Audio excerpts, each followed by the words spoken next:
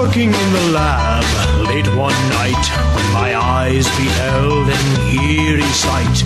For my monster from his slab began to rise, and suddenly, to my surprise, he did the mash. He did the monster mash. The monster mash. It was a graveyard smash. He did the mash. Welcome back to the Sports Fix. Are you still here? I don't even know. Let's get the mics turned back up. Let's try this again. Welcome back in. Those of you still with us, J-Rocc back with you. Mike Brandenberry no longer with us. Hopefully I can get him back on. We've only got a few minutes left in his window. Literally, as I went to pot him up, for those of you that are listening to the show live, the entire computer, I don't know what you guys heard on your side, but I literally, everything just froze and looped. Have you ever heard when like something gets stuck on one note in a computer and it just goes da-da-da-da-da-da-da? That's what I got. Whole thing froze. Had to shut it all down, boot it back up. As I've explained before, and maybe some of the newer audience doesn't realize, we're not a podcast of the general nature. We are a live broadcast that is then re-podcasted. So this thing is going live, and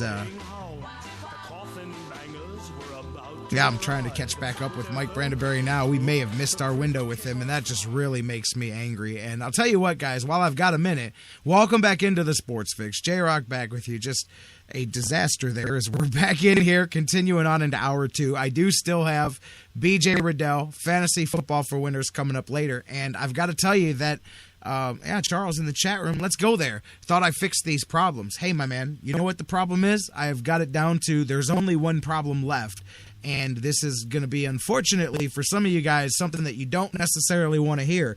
But the biggest problem that I'm dealing with right now comes from Mixlr.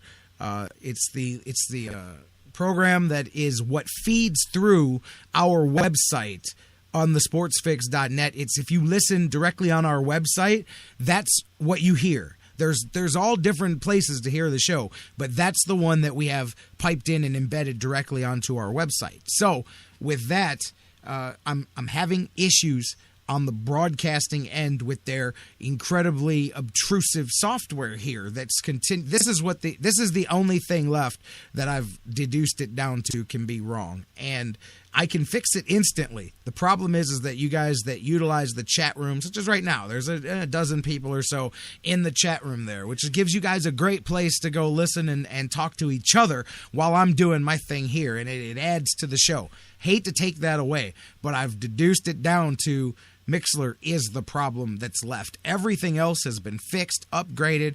I'm running on the fastest internet that I can get on this side of Cleveland. None of those are the problems anymore. The problem is with Mixlr, and unfortunately, I'm gonna have to make some decisions here because I cannot continue to compromise the show and the quality of what we do here. Once again, it just cost us 15 minutes. You sat around for 15 minutes and waited for me to come back live.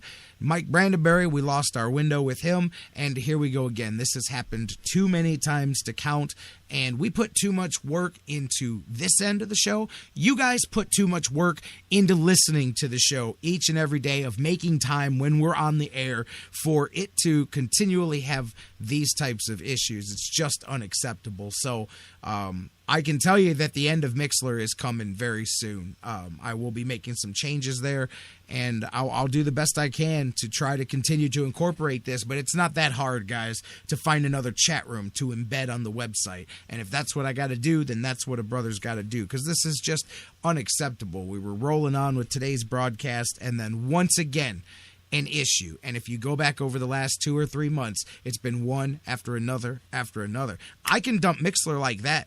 TuneIn has a beautiful embedded player that I can drop right at the top of the website and solve this problem. And unfortunately, for some of you that enjoy Mixlr, that's probably what I'm going to have to do, because these problems we don't need them.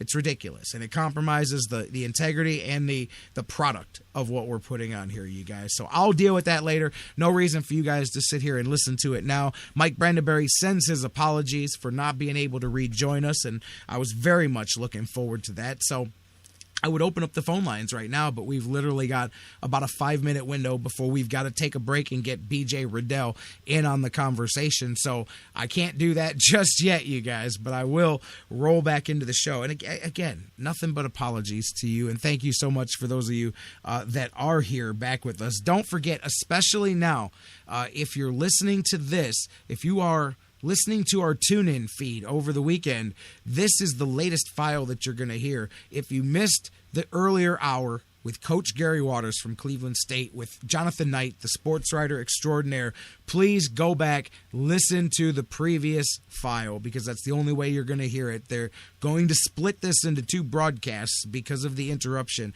but that was a very great interview with Coach Waters. Not because I did it. Coach was just incredibly talkative today. I was telling Jonathan Knight, he said, well, what time do you think I'll come on? I said, well, it depends on how talkative Coach Waters is today here. We'll have to see what kind of mood he's in. Sometimes Coach Waters is in a better mood than others, and it's early season, so he's in a great mood today, and it was a great conversation. So if you missed it, go back and listen to it, and thanks again to Coach Waters for joining us here. We're going to talk some NFL and shift our gears here, so I guess I'll go ahead and start getting those gears going. Of course, JK in the first segment, we were having our usual JK conversation, always fun, talking some Browns, and this weekend, hey, Dan Wismar, Wednesday, we kind of looked at this game a little bit, and the Browns having the Cardinals coming up here this weekend at home. And I've got to be honest with you. I mean, to me, this is another one of those. I said it with JK. Even if you give your best effort, even if you give a good game, this is one that's going to be very difficult at your best effort for the Browns to win this weekend. And that's the reality of it. Carson Palmer, I think for years, people have slept on Carson Palmer as a quarterback, man. And I think he's very good. He's gotten so much better there in Arizona over the last couple of seasons. I think Bruce Arians is a big part of that too. But they've got a good offense. Chris Johnson. There's another one. All these Twitterazzi out there, all these Twitter journalists, all these quote-unquote journalists around town and media people that, bring up Chris Johnson. Well, who wants that old guy? Nobody. And hey, I'm just saying, he's turned back the clock. I'm not one of those. I'm not saying that. I did say Bruce Arians. I did not say anything about Chris Johnson. But it's funny too. There's another reason that the Browns were dumb, because they didn't sign a 33-year-old quarterback or running back who was believed to be on the back fumes of his career. What was it? Half a decade ago that he had that 2,000-yard season, and that really took a lot out of him, apparently, because he was nothing for the next few years. But he's got himself back together, and he's doing a great job for them over there. My son, yesterday, we're driving around, and he's doing the fantasy, setting his lineup on his phone, and he goes, Dad, I think I know what you're going to say. Chris Johnson, should I start him this weekend or not? I said, yes, you should. He said, well, he's playing the Browns. I said, that's why I said yes. I said, I love the Browns, I know, and I hate to be this guy, but even if they improve the run defense, there's no magic wand. They've given up $150 to every running game this season except for San Diego. No reason to believe that that's magically going to change. I mean, even if you think the Browns are going to win the game, Jerry, my son, I said, still put Chris Johnson in your lineup, because I'm pretty sure that he'll do you some favors there against the Browns defense. And that's one of the reasons the Browns are in trouble. Now, secondary-wise, it's good that you'll have your starting secondary back in there. You'll get Hayden back in there. Gibson will be back in there. That helps out on the back end against Carson Palmer, but it doesn't do you any good when you've got, Chris Johnson, and then they've got the backups going for him there too. David Johnson and I don't know if is Ellington up or is he back down. Either way, they've got a couple of very competent backs. David Johnson stepped up for both of the other two backs a couple of times here this year. Got Carson Palmer. Defensively, as I mentioned, that is a top 10 defense here, top 4, I believe, this week coming up, and it's the 3rd consecutive week of top 10 defenses that the Browns have played against. Speaking of Chris Johnson, as I mentioned, he's over 500 yards for the season. Think about this. He has 30 more carries exactly than the Browns' leading rusher, and he has nearly 350 more yards in those 30 extra carries as he's closing in on 600 yards. And then you got the ageless wonder, Larry Fitzgerald. I mean, you can get Gibson and Hayden back all you want. You're going to need them, because Larry Fitzgerald continues to defy time back there. He He is having a heck of a season. He's closing in on 1,000 yards already. I think he's over 600 already. And they've got others. I mean, John Brown is emerging as a heck of a target for Carson Palmer as well. I know this because I've had him on my fantasy team since late last season, and he definitely started to get some chemistry going there. He's questionable, but he should play this weekend in the game for the Cardinals. So, I mean, they've got weapons there. And as we said, defensively, and you look at what they've done in their last 5 games, they're 3-2 in their last 5. And, go back to, they steamrolled San Francisco, lost to the same Rams team. You're looking at common opponents there. Lost to the same Rams team, 24-22 that the Browns just lost to over the past weekend.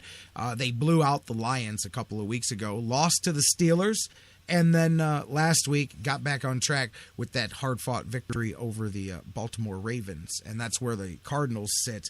And coming into this one here, 5-2, 2-1 away from home. Browns, of course, losers of 4-5, their last 2. The only victory in the last 5 coming against Baltimore. So of common opponents, these two teams have both played Baltimore and St. Louis in the last 5 weeks, and they both lost to St. Louis, and they both beat Baltimore. So common opponents, they're 1-1, but I think that is where the commonality ends. I'll tell you what, defensively too, 133 points allowed for that Cardinals defense, one of the best totals in the league, and you flip that over to the Browns, 182 points allowed, nearly a 50-point difference. Browns are getting, I think, 6 points in this one, and they're going to need every one of them to cover the spread. I hate to, especially at home, because I do believe that a team picks it up and plays a little bit better at home. But to be honest with you, home or no home, this is going to be a tough one. This is a Cardinals squad that's coming in averaging 33 points a game, and I don't expect that to lighten up anytime soon. Defensively, they're giving up only 330 a game. Compare that to the 410 that the Browns are giving up per game. Passing yards allowed is right about equal. Rushing yards, less than 68, 65 yards a game, somewhere in that area, is all that Arizona Cardinals defense has given up. So whether it's Robert Turbin, Isaiah Crowell, Duke Johnson, the Browns running backs are going to be in for some tough sledding this weekend against that Cardinals defense. You know what? We can talk more about that here when we come back. Let me take a break and let's get BJ Riddell in on the conversation. Look around the NFL with the Browns here and the Cardinals, and around the NFL for your starters and your sitters and all of that fantasy football for winners. Let's get BJ Riddell in on the hotline and pick it up there. We'll talk some more about the NFL slate this weekend. We're back in action. We're rolling on you guys. We'll talk about that with BJ. Finish previewing the Browns, the Cavs, the Monsters, and get you set for the weekend. Do not go anywhere. We're back and rolling when we come back next. BJ Riddell, fantasy football for winners, and so much more after the break. Chinese menu in his hand, walking through the streets of Soho in the rain. He was looking for the place called Lee Ho Fooks. Gonna get a big dish of beef chow mein. Ah, where was London?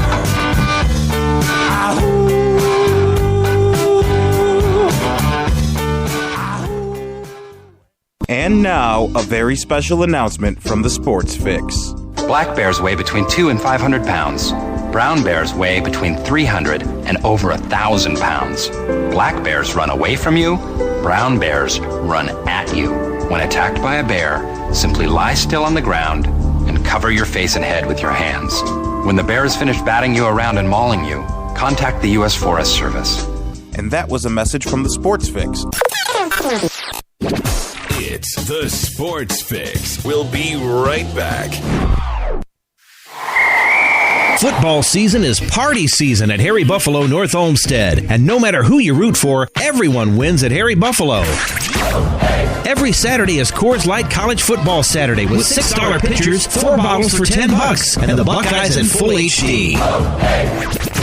Every Sunday, all the Browns action with Bud Light beer specials and $10 hair of the dog pitchers. Hey, baby, let's go out there like a bunch of crazy dogs. Have some fun. Plus, every Monday night, catch the Monday Night Football action with some of your favorite Browns players. Football season is most definitely party season, and your headquarters is Harry Buffalo, North Olmsted, all winter long. Harry Buffalo. Join the herd. Fantasy sports lovers, you put so much time, hard work, and effort into playing week to week that it quickly stops being a fantasy and starts getting real. Real time spent making real decisions, creating real victory. I'm the greatest man in the world! And when the smoke clears, you want to show off those victories with a real prize. I mean, a really real prize. Nobody does that like Fantasy Jocks. The crew over at Fantasy Jocks have beautiful, high-quality, and heavy-duty championship belts, rings, trophies, and so much more for all your fantasy sports needs. The trophy's 12 feet high, and it is glorious! Football, baseball, hoops, you name it, they have it. Plus, they have awesome draft kits and party supplies to make all your preseason activities the envy of everyone. If your league needs a ring, belt, or trophy, or you want to upgrade what you already have, there's literally only one place to go. If you're going to be a fantasy jock, do it right. It's mine, the most magnificent belt ever created, and it's mine. With America's fantasy sports superstore, fantasyjocks.com. What's your fantasy? In baseball, miracles can happen when a team works together. 2 out, bottom of the ninth, down to their last strike. The same is true in the fight against cancer. That's why MLB has teamed up with Stand Up to Cancer.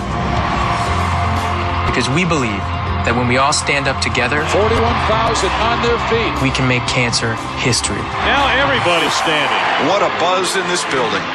This is beyond a dream. Stand up with MLB at standuptocancer.org. This is head coach Gary Waters at Cleveland State, and you're listening to the Sports Fix.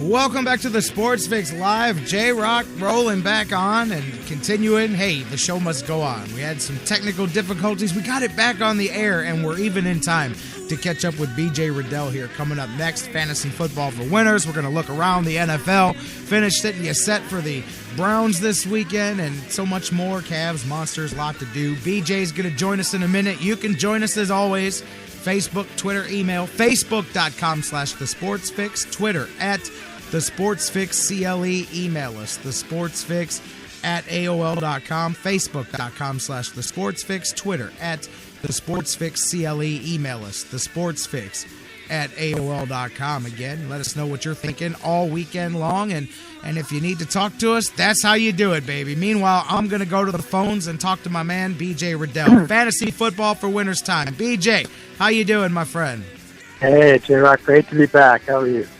I'm doing all right, man. Again, good to catch up with you. A couple of Fridays. We've had difficulties here. We got you back in on the air. And how are you doing here? Fantasy football, we're halfway through most people's seasons here. How are you doing on your end? I'm having my best season ever. I'm in 3 leagues. I'm 5-1, 4-2, 4-2. 6-1, 5-2, 5-2, and I'm leading each of my leagues in points, including my 20-team league, against some other names in the fantasy industry, names bigger than mine, and that's been good. The 20-team league is tough because there's really no one available on waivers, so it's trading and it's trying to figure out who's the backup to that backup running back, and see if you can stash them and hold them and hope they break out. So that's the kind of strategy going into that. I'm with you. You asked me earlier, how am I doing? I'm a game above or a game below 500 everywhere I sit through 7 games so far. So, who's been your biggest? Know what? Last week got me. Let me tell you what happened to me last week, though, man. And this has always been my issue with fantasy football because of my scheduling, and sometimes I'm just busy at the wrong times for fantasy football. I ended up not able to pay attention between about 11:30 and 12 o'clock last Sunday, did not realize that the Patriots had went ahead and given Dion Lewis the night off to get him ready for Thursday night. So I started my usual, which has been working out very well. I've got in my bigger league, I've got LeGarrette Blount and Dion Lewis, and I'm just handcuffing each other. I mean, the combination has been working 25, better. 35 points. Yeah, it works. And no matter what Belichick does, I'm covered, and it's been working. Last week, I get no points from my running back position because Blount did not do anything. And I'm looking and I go, guys, how is it possible that there's no points from either running back? And they're like, oh, dude, Dion Lewis was pulled at the last minute inactive. I didn't know. Therefore, I started him. And you know who I would have replaced him with on my bench? Kerry Robinson. So I cost myself 16 points there, and I lost my game by that same margin. So literally, I lost a game last week by not sitting out a guy who was a last-minute inactive. But some Sundays, it is just impossible for me to get those last-minute ones, and I end up with a guy starting who's not playing that day. I know I can't be the only person that gets stuck like that. I'm sure you are not, but I'm sure especially your opponent, I'm sure thought, well, there's one, that I don't have to give back. Yeah. That's one you take and you walk away and you're happy that you didn't have to, face what should have happened. And if it's your end, it's nothing but regret. If you don't make the playoff, that's the game you circle and say you got to make the playoffs, or that's going to be the biggest regret. I showed my son yesterday. I said, if I lose, this is why I didn't make the playoffs. It's literally last week, and that's why I didn't.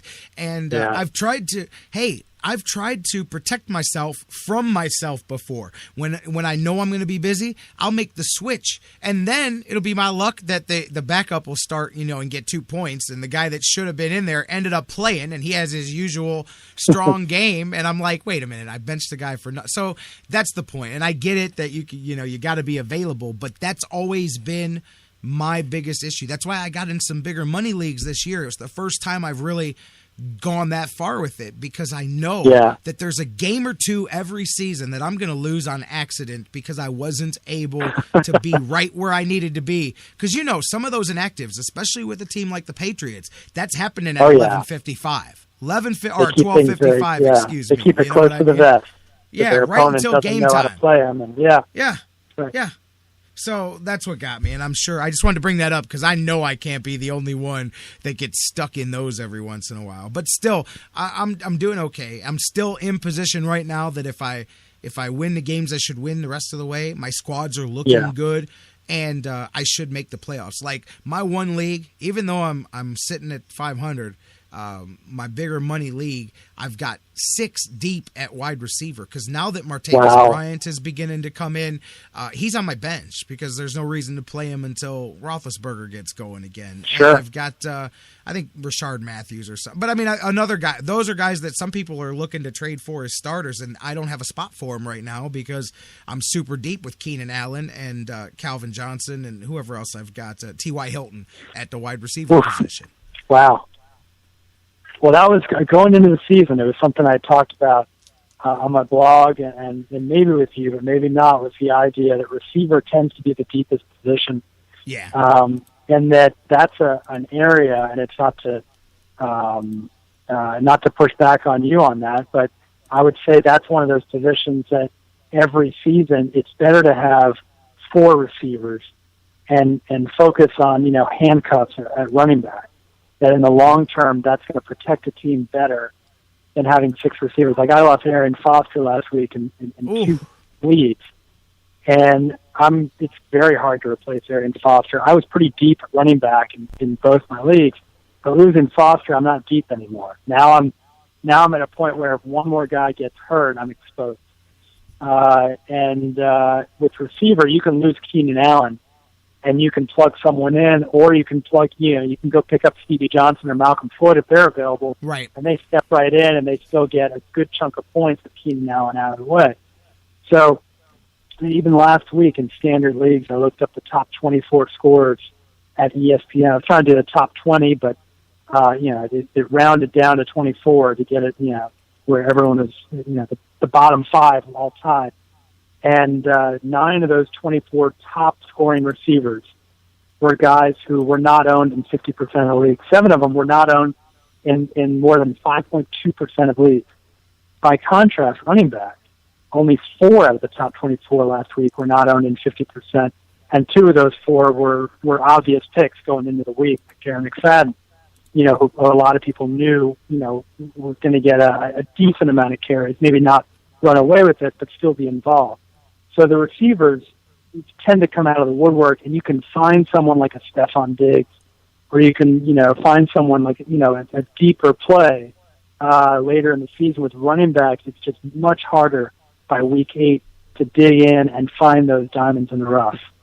Yeah. I picked up Diggs, by the way. Speaking of the guys that get the wide receivers, quarterbacks, the guys that get them the ball, this week I found myself in a position in one of my leagues needing a quarterback. I've been dealing with the loss of Roethlisberger in 2 other leagues, and I've made my way through. They should be good now that he'll be coming through. Whether it's this week or next week, he should be good from here going forward. And as we've seen, he'll be fine offensively. But in my other league, I'm stuck streaming this week because I lost Romo early. And then I think I had been rolling with Tyrod Taylor for a few weeks because he did all right for me for a couple of weeks, and then he got banged up, and I think they're on a bye this week anyway. So I needed a quarterback, so I went with Ryan Fitzpatrick this week. I'm curious your thoughts on that to get me through a week. It looked like a good matchup there, and I said, you know what, I think I could do worse than this. He was available, so I grabbed him in waivers, and I'm going to float him through for the week.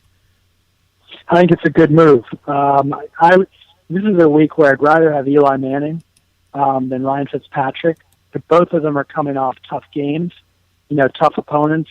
Fitzpatrick played fairly well against New England compared to how Ryan Tannehill did against New England. I like Eli Manning in a bounce back, and I think Eli is just one notch above Fitzpatrick for me this week. And the beauty of Eli Manning is he's available in most leagues. Odell Beckham's going to get his yards. Reuben Randall's going to snap out of his funk. And the fact is their defense isn't good enough to keep them in games, so they're gonna throw a lot more in the second half. They're fighting for the playoffs right now. It's just any kind of relevancy, and they're going to lean on Eli, I think, more. Even the running back situation is a little bit of a mess, but I really think it's going to come down to Eli's arm this week. And so, I like Fitzpatrick this week as kind of a top 14. I think Eli Manning has top 8 potential in that matchup. Tell you what, you just hit a sore spot. I've been hit twice, and I've always had seasons where you get it once, but I've had 2 last minute, literally coming down to the end of the game deals here so far this season. I had Calvin Johnson at the end of that game a couple of weeks ago. Literally that. When he caught that touchdown pass going across the end zone got me, and then this past weekend again.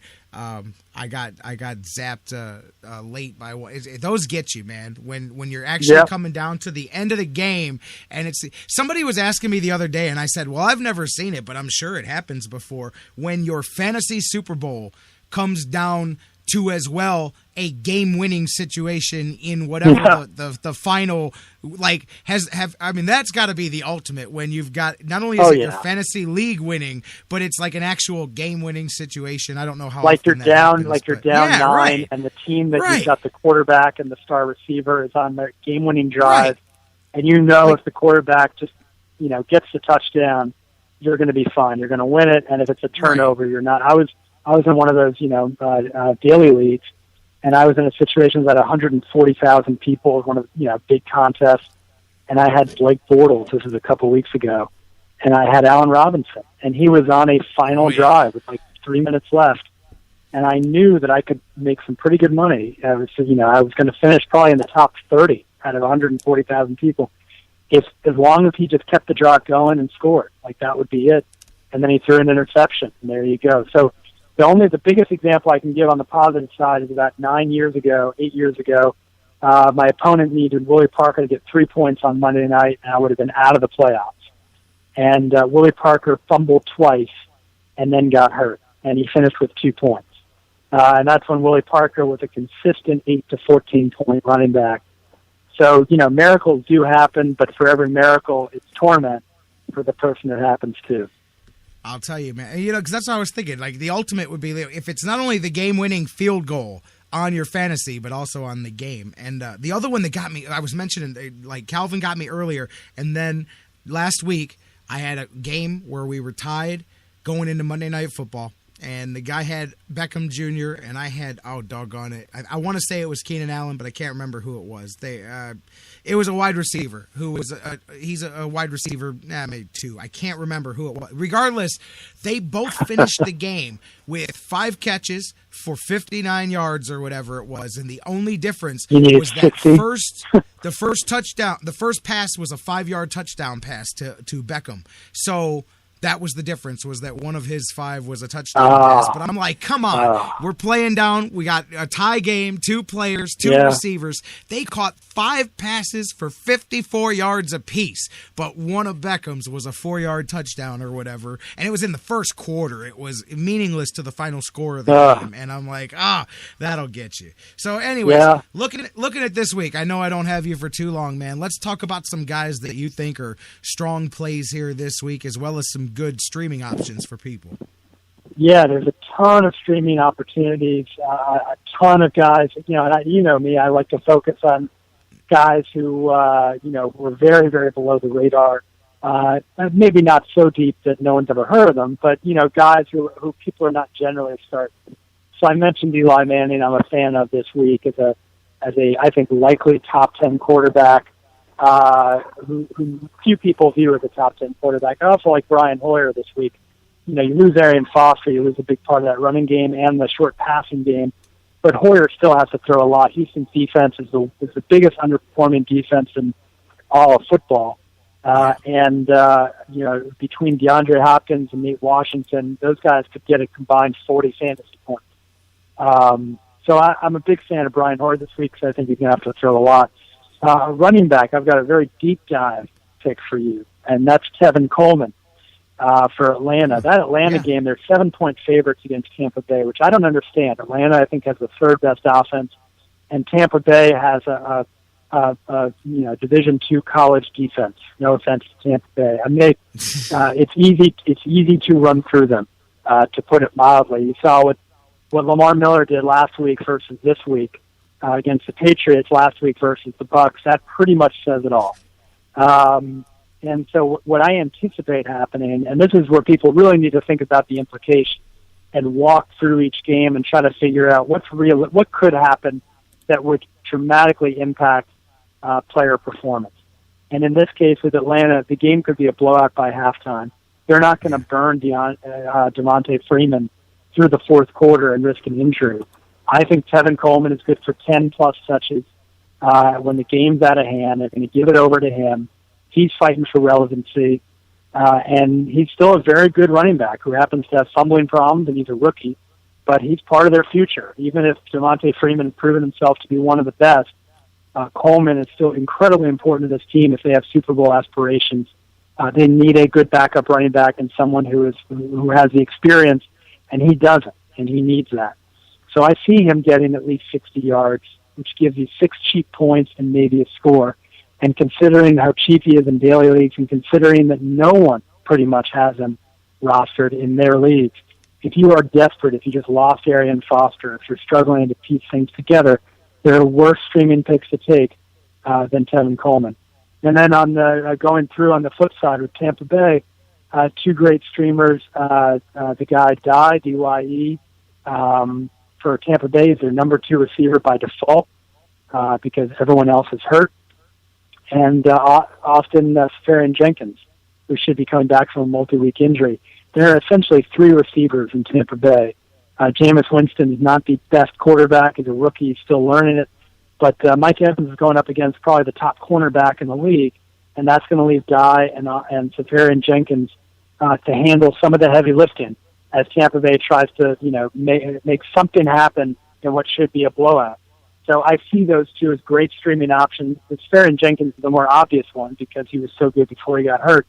But this guy Dye could be a nice top 30 option if he keeps getting thrown to.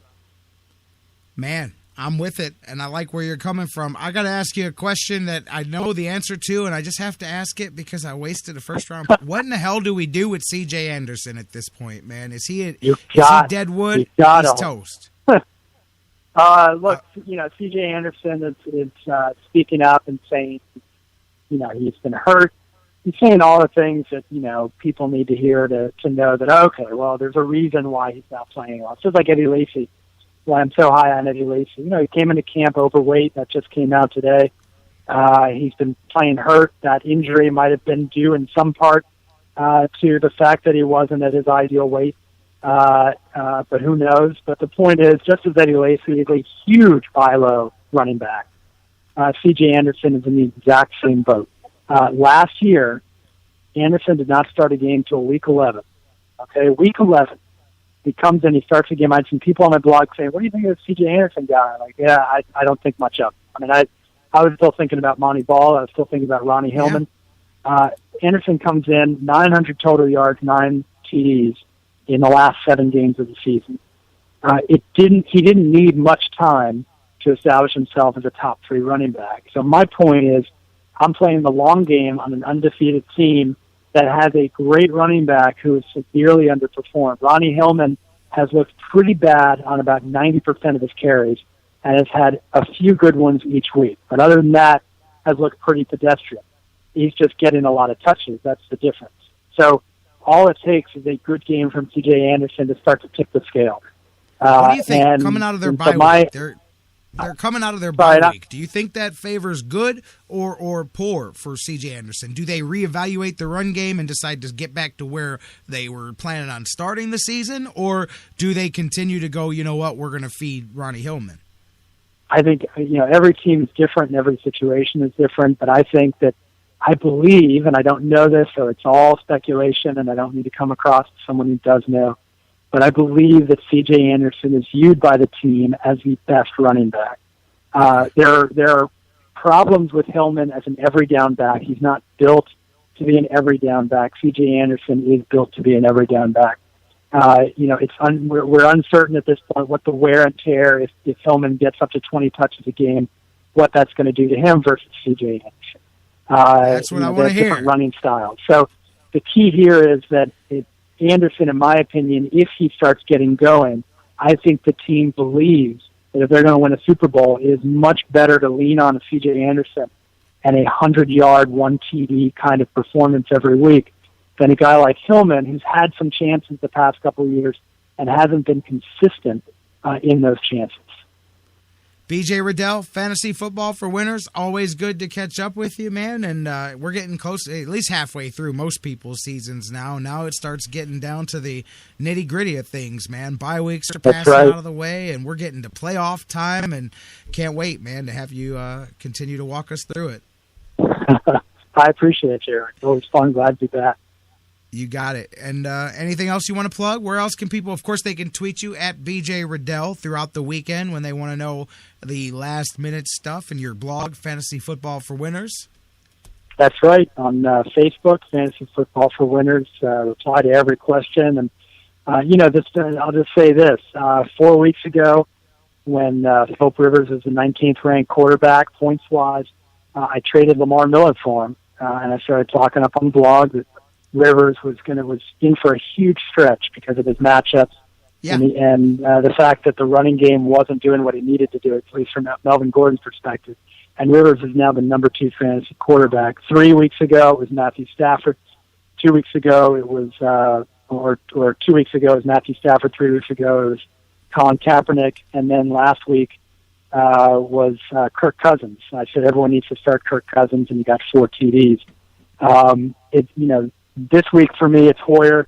But the key for people to understand is just because people don't do well for most of the season or for several weeks doesn't mean that you rule them out for the next week. There could be changes that make someone who's been irrelevant suddenly relevant. And if I hadn't traded for Philip Rivers, I lost Ben Roethlisberger to the injury too. If I hadn't traded for Rivers, I'd be in a lot of trouble right now. So you take advantage of situations where players' values are way below where they should be, and that's the key to being on top. I'm with you, my man. You know who's going to be on top this week, my man? I'm just going to lay this out here. I think the highest scoring fantasy player this weekend is going to be Todd Gurley against that 49ers defense. I think you're man. Yeah, it's a very good. I mean, he was dominant last 30 30 points last week, and yeah, against the Browns. I saw it up close. Oh, really? Yeah, that was the Browns they played last week, and he is just. I saw a stat today that in the 3 weeks, the last 3 games, Todd Gurley has rolled up as many yards as the leading rusher second to him in the league all season long. In the last 3 games, he's rolled up more yards than the leading season-long rusher. That's incredible. Yeah, he's just getting going. He has exceeded every lofty expectation that people could have had. Yeah, and he's about to hit the 49ers, and they're like the worst. I don't know what, everybody rates them differently, but aren't the 49ers pretty much the worst fantasy defense across the board? They are bottom. I think they're bottom 7 conservatively, maybe worse. One thing I'll say, by the way, and I don't want to keep you, but one quick thing people need to understand, and what you just said reminds me of this. It's not a response to this, but I saw a stat this past week that said the Ravens were 3rd best against tight ends, and I tweeted about it and wrote about it on my blog. And I want to make sure people understand to read the fine print. Defense is defense. Usually, it's pretty obvious which are the bad defenses. But when you hear about teams being good against a certain position, read the fine print. The Ravens' case with tight ends, they have faced one very good tight end, Barnidge. And a Tyler Eifert TD was incorrectly called back, so Eifert would have had an okay game. Other than that, they've played all non-top 20 tight ends for the whole season. So when you factor in the fact that, the Ravens are, this is, I guess, heading into last Sunday, I saw this stat, you want to stay away from the Ravens if you're a tight end. It's only because they were playing tight ends who were getting two targets a game. Their pass defense is the worst. Yeah, it's just a good reminder for folks that bad defenses are bad defenses. Don't worry about how good they are against a position. Unless it's a lockdown cornerback, every position on offense can take down a bad defense.